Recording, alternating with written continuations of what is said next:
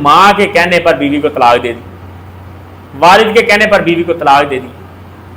اللہ کے نبی نے فرمایا ابغض الحلال الی اللہ الطلاق، حلال کاموں میں ناپسندیدہ کام اللہ کے نزدیک طلاق ہے۔ اور آپ بیوی اچھی ہو، فرما بردار ہو، اور صرف اس لیے کہ ماں باپ کے ساتھ اس کی بن نہیں رہی یا ان کے معیار پہ پوری نہیں اتر رہی، اس کو طلاق دے دیں، یہ درست عمل نہیں ہے۔ اور دلیل کے طور پہ پیش کرتے ہیں کہ حضرت ابراہیم علیہ السلام نے کہا تھا چوکھٹ بدل اور اسماعیل علیہ السلام، اللہ کے بندے اس پر وحی آتی تھی، ابراہیم علیہ السلام کے اوپر وحی آتی تھی، وحی کے ذریعے بتا، آپ کے والد کے اوپر وحی آتی ہے، آپ کی والدہ کے اوپر وحی آتی ہے۔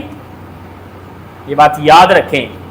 یہ وہ معاملات ہیں جن میں اللہ کے نبی کی بات کو فوقیت ہوگی اپنے والدین کی بات، اور وہ بات یہ ہے کہ ابغض الحلال الی اللہ الطلاق، حلال کاموں میں اللہ کے ہاں ناپسندیدہ کام وہ طلاق ہے۔ والدین سے بھی غلطی ہو سکتی، انسان ہے، بعد میں وہ بھی پچھتاتے ہیں کہ ہم نے غلط کر دیا تھا،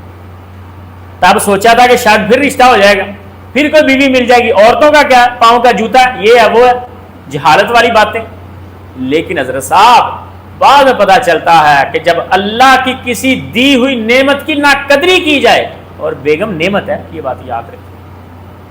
اللہ کی دی ہوئی کسی نعمت کی ناقدری کی جائے تو اللہ کیا فرماتے ہیں، لَئِن شَكَرْتُمْ لَأَزِيدَنَّكُمْ وَلَئِن كَفَرْتُمْ إِنَّ عَذَابِي لَشَدِيدٌ، ناقدری کرو گے تو عذاب دوں گا، اور اگر شکر کرو گے تو اور دوں گا۔ ایک بیگم اللہ نے دی ہے، اس کی قدر کریں، اس نعمت پر اللہ کا شکر کریں، اللہ اور دے گا، دوسری دے گا، تیسری دے گا، چوتھی دے گا، یا اس کو اچھا کر دے گا، اس کے اندر اللہ اور خوبیاں ڈال دے گا اگر آپ دوسری تیسری نہیں کرنا چاہتے۔ اور یہ میں اپنی طرف سے نہیں کہہ رہا کہ بیگم نعمت ہے، اللہ کے نبی نے بیگم کو نعمت بھی کہا اور نعمت سے بڑھ کے کہا۔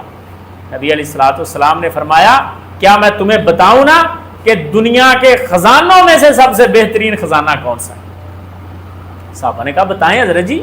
سب سے بہترین خزانہ کون سا ہے؟ فرمایا المرأۃ الصالحہ، بہترین خزانہ